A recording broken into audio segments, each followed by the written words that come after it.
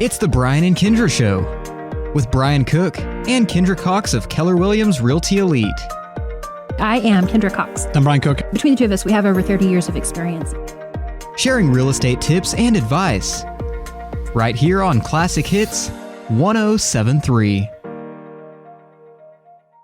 All right, we're back. We're going to talk about Airbnbs with Ashley Lookenbill. Okay, so remember a few weeks ago we had Dakota on with Chisholm Broadband, and we talked about how the internet has affected real estate. Yes. I remember how I kind of zoned out. You're prepared for that. Actually, talked to him today. He's the nicest guy. Super nice guy. But you know, like, I don't really even know what half the stuff that he said means. And when Brian sent this one, I'm like, oh, heck, he's trying to get rid of me. I don't know anything about Airbnb either. I don't ever go on vacation. And I think this is an interesting concept because the whole idea is that Airbnbs are changing real estate was one of the things that we read. Yes. So there's like this whole thing. I'm like, I have no idea. I don't really have enough background on this. But you... Have you ever stayed in an Airbnb? Ashley's. So last year... Ashley's. Well, and on a work trip, remember we had a group of us from KW had gone on a work trip. And, we rented one in Plano, Dallas. I don't know where we were. Somewhere down there. I don't know. I don't drive. I don't pay attention. But here's the deal. So Ashley's, you have one here in Woodward. It's super duper nice. It's actually in my hood. In your hood. In my hood. Like 150 feet away from our house across the street. And I've had it for a year. I went to Utah last year. We were planning on going to Disney. And everything fell through because of COVID, and this house had sat on the market because of COVID. So I was like really nervous and a sick wreck because all of my flip houses have sold in 2.5 weeks, 3 weeks. I've never had an unsuccessful remodeled house before in my lifetime so far. This is my favorite remodel that you've ever done. Yeah, it was cute. It is so cute. Like, I'm not to brag or anything, but it was really nice. I'm kind of awesome. But on this case, it kind of just sat there, and I was like really freaking out. And we went to Utah instead of Disney, and we stayed in this really impressive Airbnb. It was 6 bedrooms, 4.5 bathrooms. It had an in-ground pool. It had a gas grill out back, and it was like really awesome. So we could go hiking in Zion National Park. But we got in there, and like the pans were really basic. The beds were really basic. There was nothing that was super impressive. And I was like, I could do this. Like, it didn't seem like something that was like super complicated. And so I was like, why don't we do this? And my husband was like, okay, like anything, whatever you want to do, it's fine. I mean, Ronnie just kind of rolls over and just lets me do whatever I want. That came out wrong. So anyways, we just started to slowly put furniture in the house. And honestly, we actually had some people look at the house as we started staging it for the Airbnb. And we had some people interested, but they couldn't get financing because, again, COVID was very difficult on our economy. And then we started filling it up, and we've had it since I think last November of last year. And we've had over 60 5-star reviews. That's not including local people like Kendra or, local school teachers or, lots of other people who have had Christmas parties, or I've had Alpha Gamma meetings and mom group meetings, just stuff like that, hosting them here. And we've had other offers to buy the house, but it's actually an income producing property now, and we don't see a value in just selling it. So that's why we are considering buying another one. So what's the difference between, why'd you go Airbnb instead of just renting it for $1,000 a month? Well, we can actually make about the rental income on this one based on the neighboring property. The neighboring property rents out for about $850 a month. This one is in better condition because it is a remodeled house, so we figured we could get about $950 a month out of it at least. But if you give somebody unlimited access to a home for a year and a half or 2 years, however long they're going to live in a house, they're going to have kids, pets, smoking, whatever they're going to do in the house, and they're going to tear it up. And after you've done so much work to remodel and gut a house completely, because this house, the ceiling had caved in, the roof was bad, the decking was bad, everything in this house needed to be replaced. Everything. I mean, I spent $25,000-$30,000 just to buy the house, so to make it into a $140,000 house, there's a lot of money going into it. To get it where it was now, I didn't want somebody just to live in it and tear it up.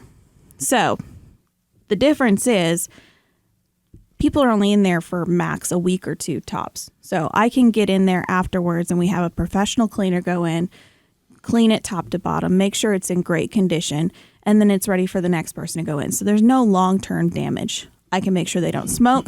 I can make sure they don't have pets. They're still children, unfortunately. I have children of my own.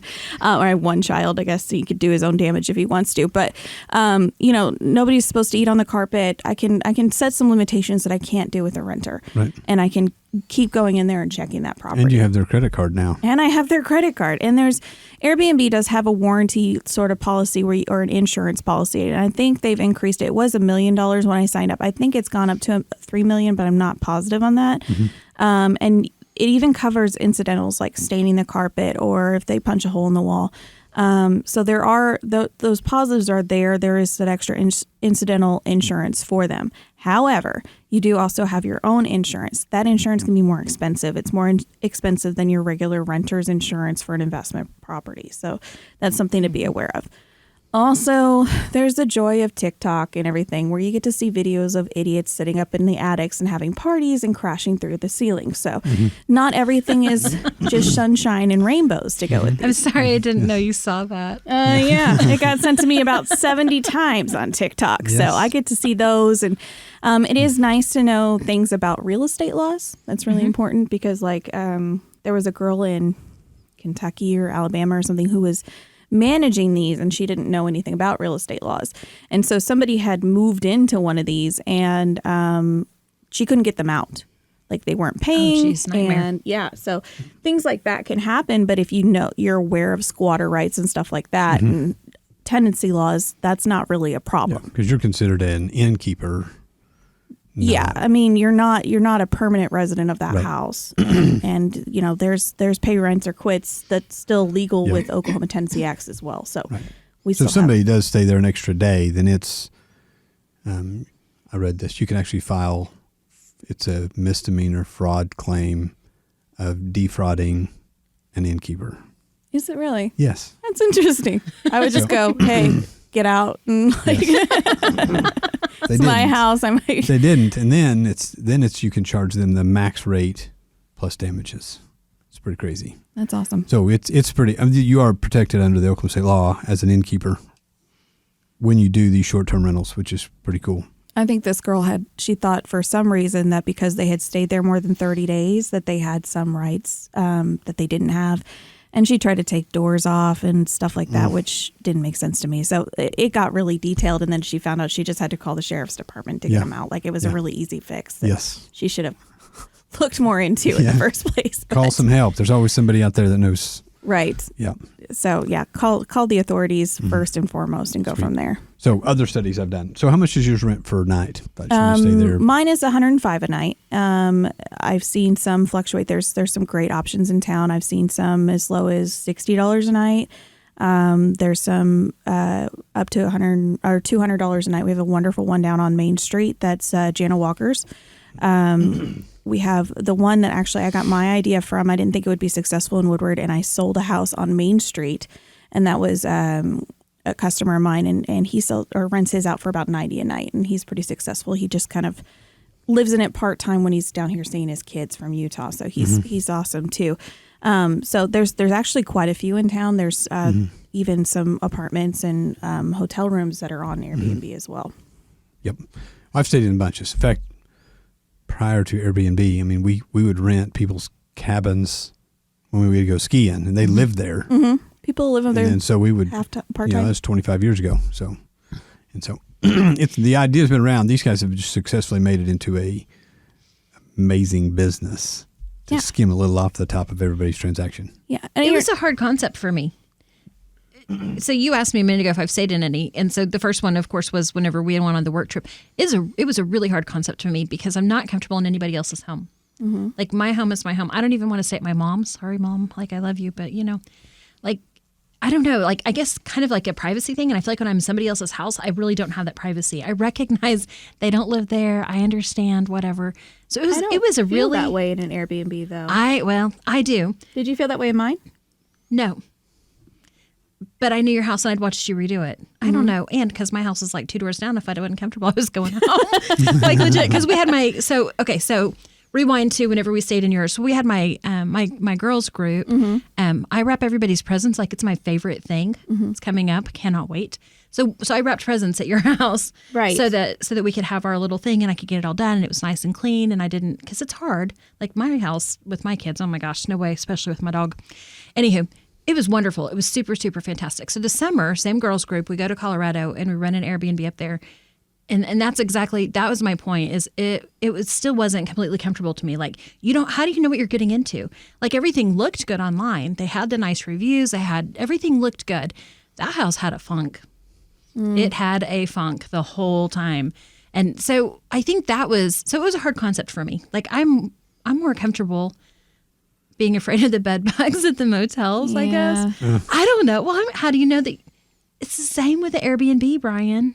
Well, I Sorry. actually was going to go to stay in an Airbnb in Omaha when I went up there, and I looked, and there was one that was $185 a night, and it was 5 air mattresses in a creepy room with a concrete floor, and there's a crack right down the middle of the floor, and I was like, oh no, and that was cheap. That sounds like something a movie would be made out of. Like that looks like a murder house if I ever saw one. There is no way. Wow. So no, not every Airbnb is created equal by any means, and you could tell nobody had stayed in it. There were 0 reviews, and I think reviews are important. That's why I push mine so hard. Is like that's why I'm so proud of them, is because I work really hard. I have gone through several cleaning people to get where I am. Right. Because I have a certain, people think I'm crazy, but I have a certain standard. And because I need to upkeep it the way I would expect to walk into a home. And that is something to keep in mind. If you're thinking, hey, I really want an Airbnb, keep that in mind. It's not easy. Like I have had to go over there and clean it back to back. This is not like you clean a house once a week as a cleaning person. You have to clean it every single day somebody stays. And you're talking, fully clean all the laundry, all the beds, all the everything. Deep clean toilets. I mean, if you don't like hair, that is not the job for you. And I don't like hair. I'm glad you brought that up because that's on my list. I think that's the negative.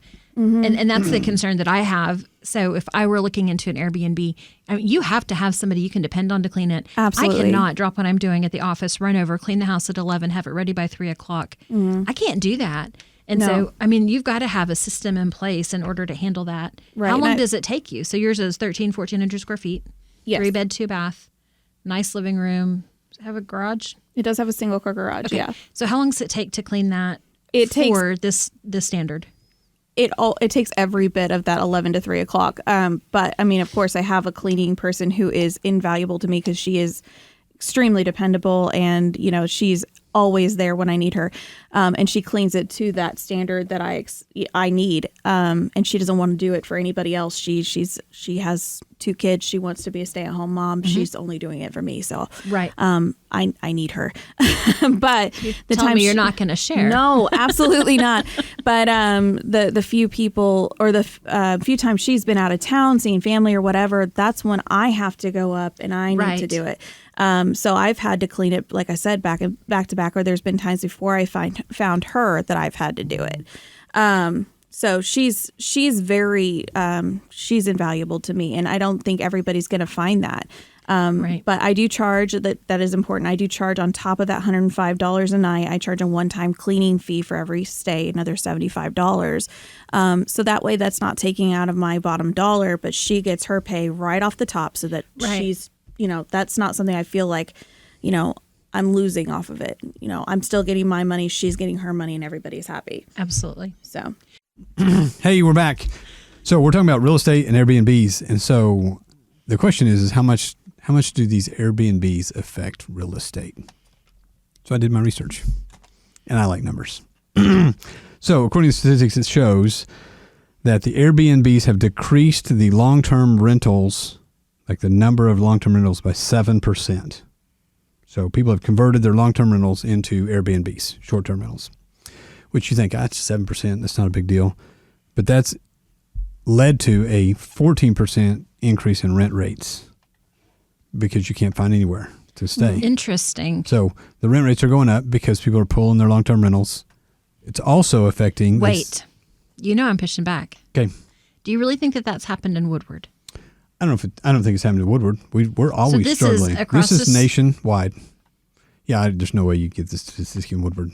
Well, I can tell you that in my is why I hate experience, there's a statistics. multitude of people who are looking for longer term than nightly or weekly rates. They want monthly to 6-month rates in furnished, nice, houses for their work crews and stuff like that. So there is a market for that as well that I'm not providing. So I think that would have an influence on that too. So it would be an increase for that market as well for a longer term rental than an Airbnb would be. And those are complicated because usually a longer term rental means It'd be more expensive, but less than Airbnb. they're going to live in it like a hotel. So they're going to double people up. Mm-hmm. They're going to, because they're trying to save money than a hotel. They're trying to, Right. It's more of not a comfort thing. It's I want to save money. Right. So if So I they're rent a getting 3-bedroom house, I can per put diem. 14 people in there. I can save. Oh God. will. That's my general consensus with it. I used to rent campers out, and they were like half the price of rental, and they'd put 2 guys in every camper. Bam, they were saving a fortune. Mm-hmm. But man, it's not that it's, wrong, but it's 14 people are rough on one house. Like, I have 4 people in my house, and we're rough on it. I can't imagine.